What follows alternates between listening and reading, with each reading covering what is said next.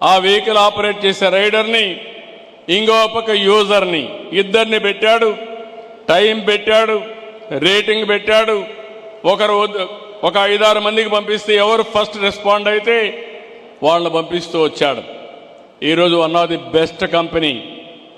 Idea great కాదు, కానీ ఆలోచించిన విధానం గ్రేట్. ఇంతవరకు చాలామంది ఊహించుండరు.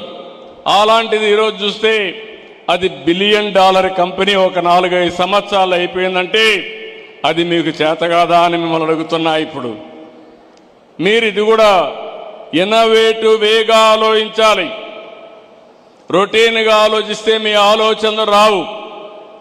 ఈ టెక్నాలజీ ఏజ్లో వినూత్నంగా ఆలోచించడం, దానికి టెక్నాలజీ జోడించడం, అది అయిన తర్వాత ఒక నాయకత్వాన్ని ఇవ్వాలి.